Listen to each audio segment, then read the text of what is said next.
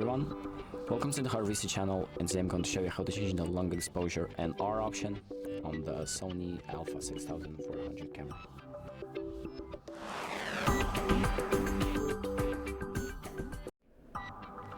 So the first thing that we're going to do is open up the settings by pressing the menu button, and then we're going to go to the